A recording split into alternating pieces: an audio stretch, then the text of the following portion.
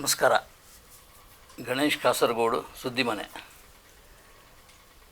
ಇವತ್ತು ಒಂದು ವಿಶೇಷ ವ್ಯಕ್ತಿಯ ಜೊತೆ ಮಾತಾಡಲಿಕ್ಕೆ ನಾನು ಇಲ್ಲಿ ಕೂತಿದ್ದೀನಿ. ನಾನು ಡೈರೆಕ್ಟ್ ಸಬ್ಜೆಕ್ಟಿಗೆ ಬಂದುಬಿಡ್ತೀನಿ. ನಮ್ಮ ಅಜನೀಶ್ ಲೋಕನಾಥ್ ಅವರು. ನಮಸ್ತೆ ಸರ್. ನಮಸ್ಕಾರ ಸರ್. ವೆಲ್ಕಮ್ ನಮ್ಮ ಸ್ಟುಡಿಯೋಗೆ. ಧನ್ಯವಾದಗಳು ಸರ್. ಅಜನೀಶ್, ನನಗೆ ಆ್ಯಕ್ಚುಲಿ ನಿಮ್ಮ ಬಗ್ಗೆ ಹೆಚ್ಚು ಗೊತ್ತಿರಲಿಲ್ಲ. ಹಾಂ ಸರ್.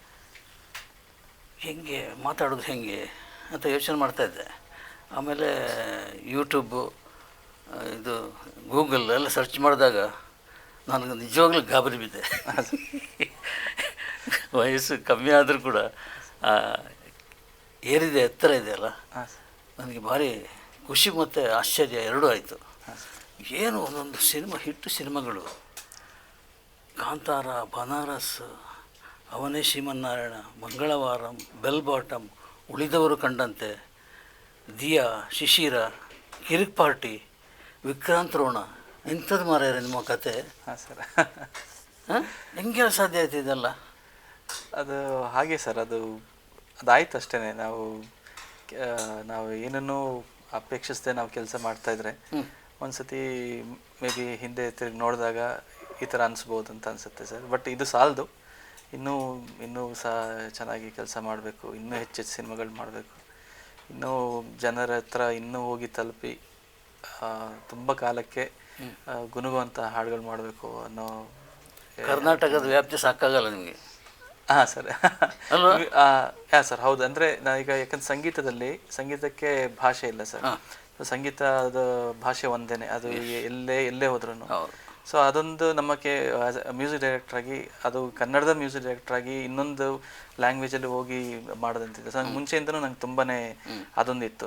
ಟ್ರಾನ್ಸೆಂಡ್ ಆಗಿ ನಾವು ಬೇರೆ ಇದಕ್ಕೆ ರಾಜ್ಯಗಳಲ್ಲದೇ ಬೇರೆ ದೇಶಕ್ಕೂ ಕೂಡ, ಬೇರೆ ದೇಶದ ಸಿನಿಮಾಗಳು ಕೂಡ ಸಂಗೀತ ಮಾಡಬೇಕು ಅಂತ.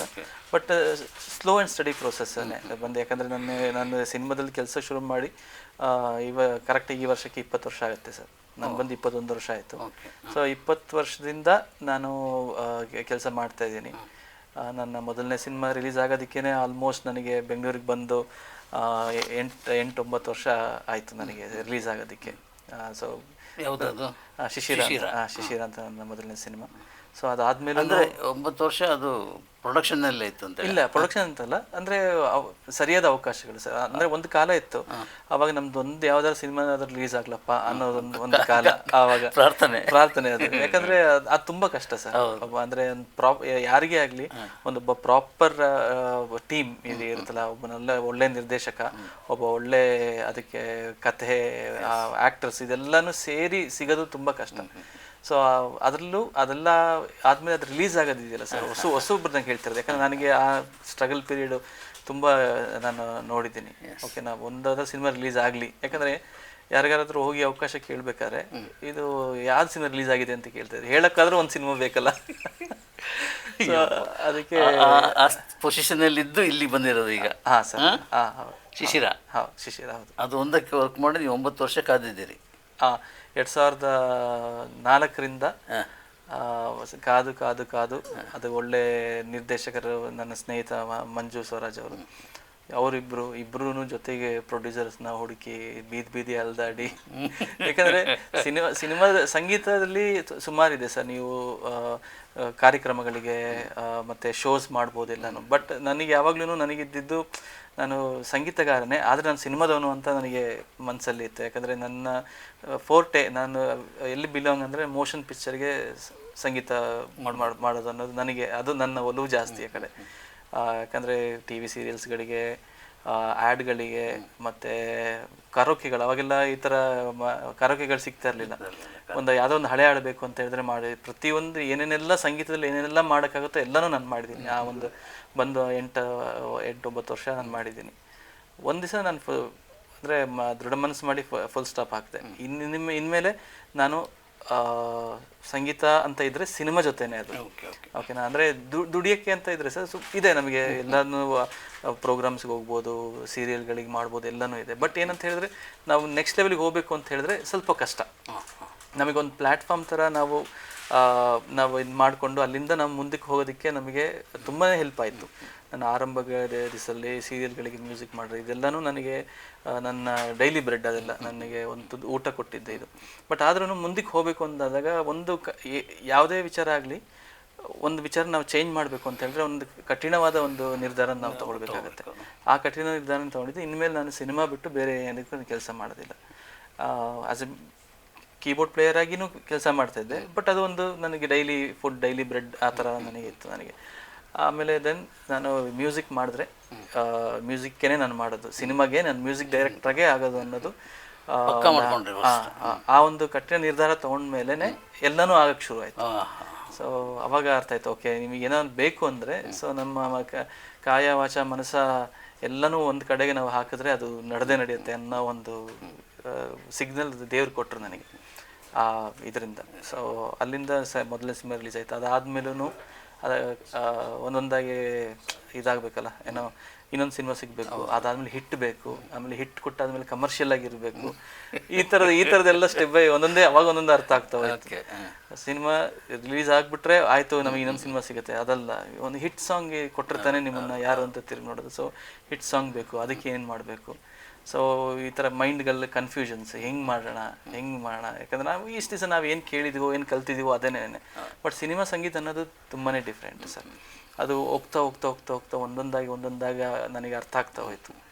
ಸೊ ಹಾಗೆ ಅದು ಜರ್ನಿ ಹಾಗೇನೆ. ಒಂದು ಹಿಟ್ ಆದಮೇಲೆ ಇದು ಕಮರ್ಷಿಯಲ್ ಆಗಿಲ್ವಲ್ಲ ಅಂತಾರೆ. ಕಮರ್ಷಿಯಲ್ ಆಗಿ ಕೊಟ್ಟರೆ ಏನು ಎಲ್ಲ ಒಂದೇ ಕಮರ್ಷಿಯಲ್ ಆಗಿ ಮಾಡ್ತೀರಾ, ಯಾವ್ದಾದ್ರು ವಿಭಿನ್ನವಾಗಿ ಮಾಡಬೇಕು ಅಂತ ಹೇಳ್ತಾರೆ. ಸೊ ಆವಾಗ ನಾನು ಡಿಸೈಡ್ ಮಾಡಿದೆ, ನಾನು ಎಲ್ಲ ಕಡೆ ಸಲ್ಲಬೇಕು, ಇಲ್ಲೂ ಸಲ್ಲಬೇಕು, ಅಲ್ಲೂ ಸಲ್ಲಬೇಕು.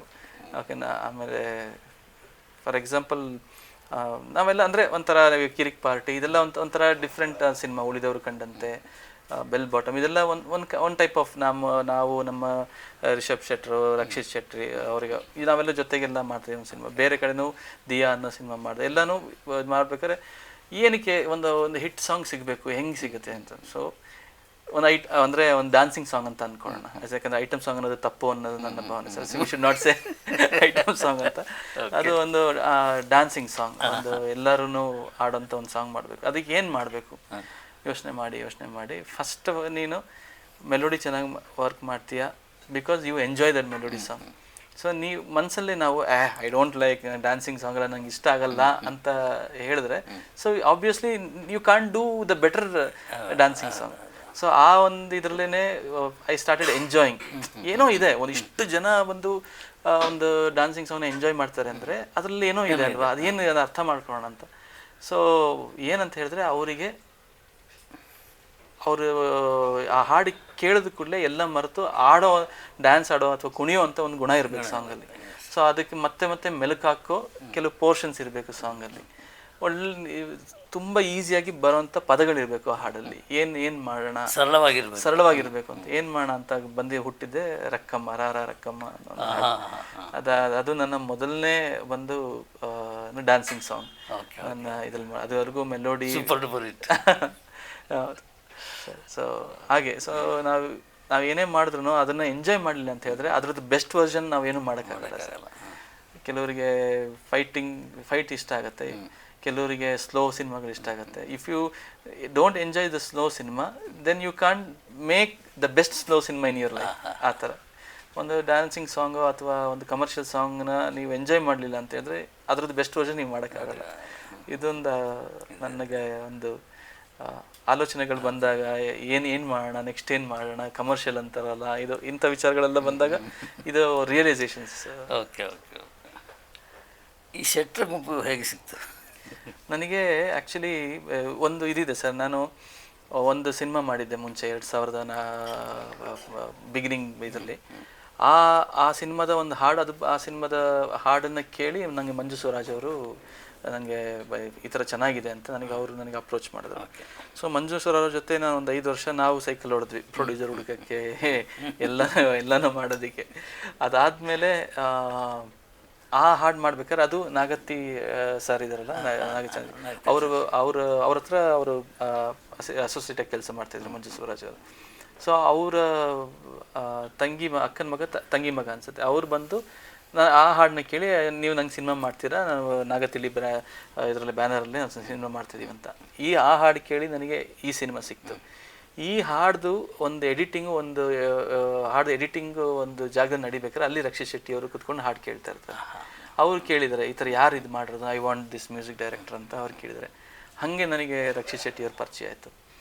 ಅದು ತಕ್ಷಣ ಅದು ಆಗಲಿಲ್ಲ. ಅವ್ರು ಹೇಳಿದ್ರು, ನಾನೊಂದು ಶಾರ್ಟ್ಸ್ ಫಿಲ್ಮ್ ಮಾಡಿದ್ದೀನಿ, ಆ ಶಾರ್ಟ್ ಫಿಲಮಿಗೆ ನೀವು ಮ್ಯೂಸಿಕ್ ಮಾಡಿ ಅಂತ ಒಂದು ಟೆಸ್ಟಿಂಗ್ ಪೀರಿಯಡ್ ಮಧ್ಯೆ ಈ ಆ ಮೊಮೆಂಟ್ ಇದೆಯಲ್ಲ, ರಕ್ಷಿತ್ ಶೆಟ್ಟಿನ ಹಾಡನ್ನು ಕೇಳಿರೋದು ಮತ್ತು ಒಂದು ಅವಕಾಶ ಸಿಗುವುದು, ಇದು ಯೋಗ್ಯತೆನಾ? ಅದು ನನಗೆ ದೇವರ ಆಶೀರ್ವಾದ ಅಂತ ಅನ್ಸುತ್ತೆ ಸರ್. ಯೋಗನೇ ಅಂತ ಹೇಳುವ ದೇವರ ಆಶೀರ್ವಾದ. ಯಾಕಂದರೆ ಎಲ್ಲನೂ ಹೆಂಗಾಯಿತು ಅಂದರೆ ನಂಗೆ ಗೊತ್ತಿಲ್ಲ ಸರ್. ಹೆಂಗೆ ಹಾಡು ಇಷ್ಟ ಆಯಿತು ಗೊತ್ತಿಲ್ಲ. ಯಾಕಂದರೆ ನಾವು ಆಲೋಚನೆ ಮಾಡಿದ ಹಾಡುಗಳು ಎಷ್ಟೊಂದು ವರ್ಕ್ ಆಗಿಲ್ಲ. ನಾವು ಸುಮ್ಮನೆ ಒಂದು ಮನಸ್ಸಿಂದ ಒಂದು ಏನೋ ಒಂದು ಆ ಮೂಮೆಂಟಲ್ಲಿ ಬಂದು ಏನೋ ಒಂದು ಟ್ಯೂನ್ ಹಾಡಿರ್ತೀವಿ, ಅದು ಎಲ್ಲರ ಮನಸ್ಸಿಗೂ ಬಂದು ನಾಟಿರುತ್ತೆ. ಅದು ಹೇಗೆ ಅಂತ ನನಗೆ ಗೊತ್ತಿಲ್ಲ ಸರ್. ಅದಕ್ಕೆ ನಾನು ಯೋಚನೆ ಮಾಡೋಕ್ಕೆ ಹೋಗೋದಿಲ್ಲ. ಏನೋ ಒಂದು ದೈವ ಇಚ್ಛೆ ಏನೋ ನಡೀತದೆ, ಒಂದು ಹಾಡುಗಳು ಇಷ್ಟ ಆಗ್ತಿದೆಯಾ, ಒಂದು ಕೋಟಿ ಧನ್ಯವಾದಗಳು ಆ ದೇವರಿಗೆ. ನಾನು ಇನ್ನು ನನ್ನ ಕೆಲಸ ನಾನು ಮಾಡ್ತಾ ಇರ್ತೀನಿ. ಯೋಚನೆ ಯಾವಾಗ ಬ್ರೈನಿಂದ ನಾವು ಯೋಚನೆ ಮಾಡೋಕ್ಕೆ ಶುರು ಮಾಡ್ತೀವಲ್ಲ ಸರ್, ಆವಾಗ ಮೊನೋಟನಸ್ ಅನ್ನೋ ಒಂದು ವಿಚಾರಗಳು ಬರುತ್ತೆ. ಆ ಮನಸ್ಸಲ್ಲಿ ಬರೋ ಆ ಫ್ಲೋ ಇದೆಯಲ್ಲ, ಆ ಫ್ಲೋ ಬಂದರ ಹಾಡುಗಳೆಲ್ಲನೂ ಖಂಡಿತ ಯಾರೇ ಆಗಲಿ ಇಲ್ಲಿಂದ ಬರೋ ಸಂಗೀತ ಎಲ್ಲರಿಗೂ ಖಂಡಿತ ಹೋಗಿ ಮುಟ್ಟುತ್ತೆ ಸರ್. ಅದು ನನ್ನ ಅನುಭವ. ಸೊ ಆ ಥರ ಅದು ದೇವರು ಕೊಟ್ಟಿದ್ದ ಆಶೀರ್ವಾದ, ಯೋಗ ಅಂತಲೇ ಹೇಳ್ಬೋದು ನಮಗೆ. ಯಾಕಂದರೆ ಯೋಗ್ಯತೆ ಇರೋರು ತುಂಬ ಜನ ಇದ್ದಾರೆ ಸರ್, ಸಿಕ್ಕಾಪಟ್ಟೆ ಜನ. ನನಗಿಂತ ವಿದ್ಯೆ ಉಳ್ಳವರು, ನನಗಿಂತ ಅನುಭವಸ್ಥರು, ನನಗಿಂತ ಏನೋ ಎಲ್ಲನೂ ಜಾಸ್ತಿ ಅವರು ಇದ್ದಾರೆ.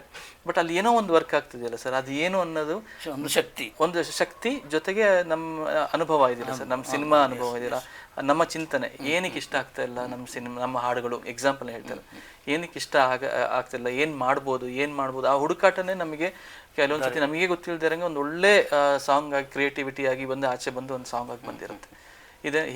ಹೀಗೇನೆ ಒಂದು ಗೊತ್ತಿಲ್ಲದೆ ಆಗದೇನೆ ಸರ್ ಅದ್ಭುತಗಳೆಲ್ಲ. ನಾನು ಗೊತ್ತಿದ್ದು ಬ್ರೈನಿಂದ ಅದ್ಭುತ ಮಾಡ್ತೀನಿ ಅಂತ ಹೊರಟ್ರೆ ಆಗದೇ ಇಲ್ಲ ಸರ್. ಕಾಂತಾರನೇ ತಗೊಳ್ಳಿ. ಸರ್ ಹೌದು. ರಿಷಬ್ ಶೆಟ್ಟಿ ಮಾಡುವಾಗ ಇದು ಈ ಮಟ್ಟಕ್ಕೆ ಹೋಗುತ್ತೆ ಅಂತ ಯಾವಾಗ ಇಲ್ಲ.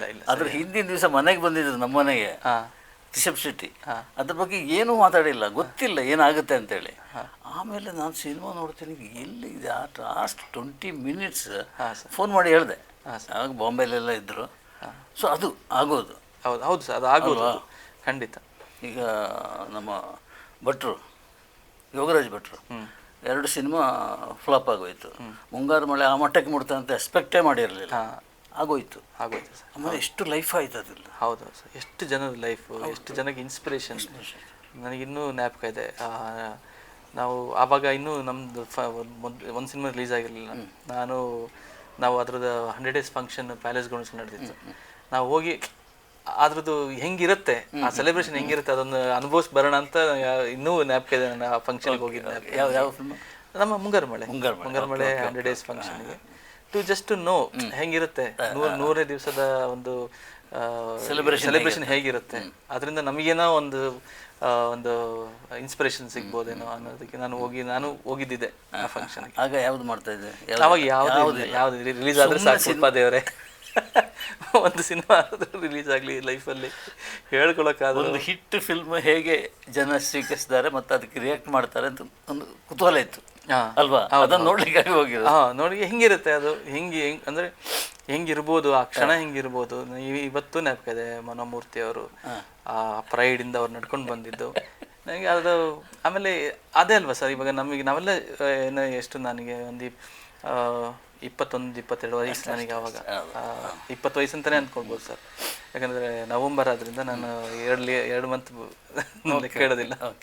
ಸೊ ಆವಾಗ ನಮಗೆ ಅದು ಇನ್ಸ್ಪಿರೇಷನ್ ಅಲ್ಲ ಸರ್ ನಮಗೆ. ನಾವು ಒಂದು ದಿವಸ ಆ ಸಿಚುವೇಶನಲ್ಲಿ ನಾವು ನಮ್ಮದು ಒಂದು ಸಿನಿಮಾ, ಒಂದು 100 ದಿವಸದ ಫಂಕ್ಷನ್ ಇದೇ ರೀತಿ ಆಗಿ ನಾವು ನಿಂತ್ಕೊಳ್ಬೇಕು ಅನ್ನೋದು, ಅದು ಪ್ರತಿಯೊಂದು ಗೆಲುವು ಅದು ಕನಸನ್ನ ಬಿತ್ತತ್ತೆ ಎಲ್ಲರ ಮನಸ್ಸಲ್ಲೂ ಸರ್. ಹಾಗೆ ನನ್ನ ನೋಡಿ ನಾವು ಫೀಲ್ ಮಾಡಿದುಂಟು. ಒಂದು ದಿವಸ ನಾವು ಇದೇ ಥರ 100 ದಿವಸಗಳ ಸಮಾರಂಭದಲ್ಲಿ ನಮ್ಮ ಸಿನಿಮಾನು ಆಗಬೇಕು ಅನ್ನೋ ಥರ ಆಯಿತು. ಹಂಗಾಯಿತು ಸರ್. ಅಂದರೆ ಅದೇ ಅದಾಯ್ತು ಅಂದರೆ ಆಗೋಯ್ತು. ಹಾಂ ಅದಕ್ಕೆ ಎಕ್ಸ್ಪ್ಲೈನ್ ಮಾಡ್ಲಿಕ್ಕೆ ಆಗಲ್ಲ, ಪದಗಳಿಲ್ಲ, ವಾಕ್ಯಗಳಿಲ್ಲ ಸರ್. ಹೌದು, ಯಾಕಂದರೆ ಏನನ್ಸುತ್ತೆ ಹೇಳಿ ಅಂದರೆ ಹೇಳಕ್ಕೆ ಪದ ನಾನು ಕ್ರೊನಾಲಜಿ ಹೇಳ್ಬೋದು. ಹಿಂಗಾಯ್ತು, ಇದರಿಂದ ಹಿಂಗಾಯ್ತು, ಯಾಕಾಯ್ತು, ಹೇಗಾಯ್ತು ಅನ್ನೋದನ್ನ ನಾನು ಹೇಳಕ್ಕೆ ಸಾಧ್ಯನೇ ಇಲ್ಲ ಸರ್. ಅದು ಇದರಿಂದ ಅಂದರೆ ನಾವೊಂದು ಅದು ಕನ್ಕ್ಲೂಷನ್ ಕೊಡ್ಬೋದು, ಬಟ್ ಅದು ಬಟ್ ರಿಪೀಟ್ ಆಗಲ್ಲ ಜೀವನದಲ್ಲಿ. ಮತ್ತೊಂದು ಸತಿ ಅದು ರಿಪೀಟ್ ಆಗೋದಿಲ್ಲ. ಅದು ಅದೇ ಸೂತ್ರದಲ್ಲಿ ಮಾಡಿದ್ರು ಕೂಡ ಆಗಲ್ಲ ಸರ್. ಅದು ಮರ್ತು ಬಿಡೋ ಒಂದ್ಸತಿ ಆದಮೇಲೆ ಅದು ಮರ್ತು ಬಿಡೋದು ಒಳ್ಳೇದು.